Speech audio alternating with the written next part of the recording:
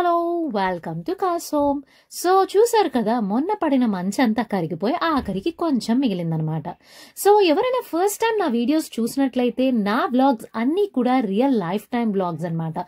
So దీంట్లో cooking and నా travelling కలిపి అండ్ ఇండియా నుంచి ఫస్ట్ టైం యూఎస్ వస్తున్నాను కాబట్టి నేను కొన్ని తెలిసినవి కొన్ని తెలుసుకున్నవి అన్ని కూడా షేర్ చేస్తూ ఉంటాను. సో అందులో ఇది ఒక స్టోర్ అనమాట, కోల్స్. సో ఈ స్టోర్ లో బేసిక్ గా క్లియరెన్స్ ఉందని చెప్పి చాలా ఆవేశంగా వెళ్ళాను. సో నాకన్నా ముందే ఇన్ఫర్మేషన్ తెలిసిన వాళ్ళు ఉంటారు కదా, చూసారు కదా, మొత్తం స్టోర్ అంతా ఖాళీ అయిపోయింది. నాకు నచ్చినవేవో కొన్ని తీసుకుని వెళ్ళాను. I'm satisfied. బట్ ఏం చేస్తాం, దొరికినట్లతో సంతృప్తి చెందాలి కదా. అండ్ ఇక్కడ ఒక హెల్దీ శాండ్విచ్ రెసిపీ అయితే మీతో షేర్ చేస్తున్నాను. ఇది మా ఇంట్లో అందరికీ నచ్చిన రెసిపీ అనమాట, వెరీ హెల్దీ.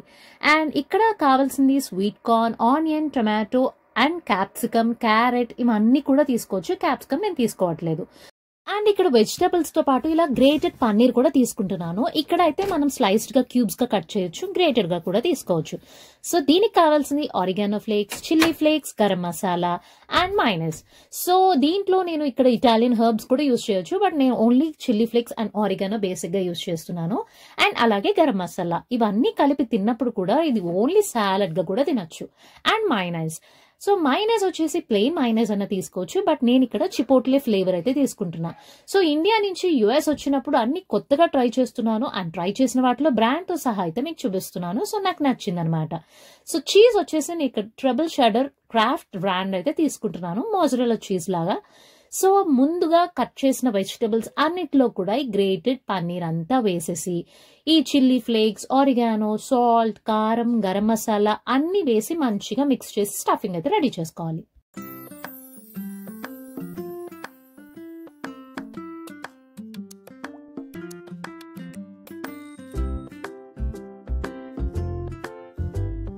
సో చూసారు కదా, మంచి కలర్ఫుల్ గా హెల్దీగా శాండ్విచ్ లో స్టఫింగ్ అయితే రెడీ అయిపోయింది. ఇప్పుడు బ్రెడ్ మీద స్ప్రెడింగ్ చూద్దాం. ఇది వచ్చేసి గ్రీన్ చట్నీ అనమాట. సో క్లిప్పింగ్ అయితే ఇక్కడ మిస్ అయింది. సో ఇది బేసిక్ గా నేను కొరియాండర్ అండ్ ఓన్లీ చిల్లీ మాత్రమే తీసి నేను పేస్ట్ చేసుకున్నాను. సో అది గ్రీన్ చట్నీ అనమాట. ఇక్కడ పుదీనా యాడ్ చేయొచ్చు, బట్ ఆ ఫ్లేవర్ ఎందుకో మాకు నచ్చదు. సో బేసిక్ గా minus and green chutney mix చేసేసుకోవచ్చు, లేకపోతే ఇలా విడివిడిగా వేసి బ్రెడ్ మీద స్ప్రెడ్ చేసేయచ్చు. సో ఇప్పుడు మంచిగా చేసుకున్న స్టఫింగ్ అంతా కూడా బ్రెడ్ మీద పెట్టేసి దాని మీద కొంచెంగా చీజ్ కావాల్సినంత వేసుకొని ఆహా మంచిగా బటర్ తో కాల్చుకొని తింటే ఓ మై గాడ్, నాకు ఈ వీడియో ఎడిటింగ్ చేస్తున్నప్పుడే మౌత్ లో వాటరింగ్ అంతా వచ్చేస్తోంది.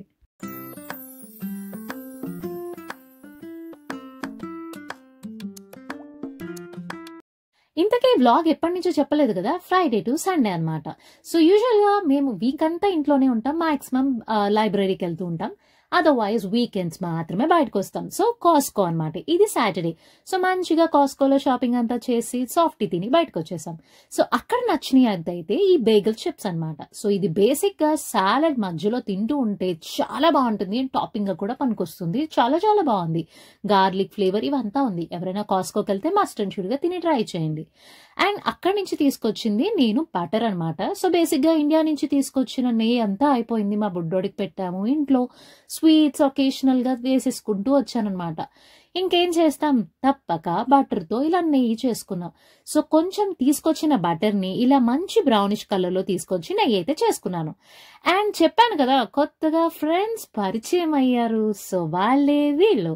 సో ఒకళ్ళు నార్త్ ఇండియన్, ఒకళ్ళు శ్రీకాకుళం అండ్ ఇంకొకళ్ళు వైజాగ్ అనమాట. మా పిల్లల గ్యాంగ్. ఇంతకీ మా బుడ్డోడు లేడు చూసారా, వాడు పడుకున్నాడు అనమాట. ఇది వాళ్ళ ఇల్లు.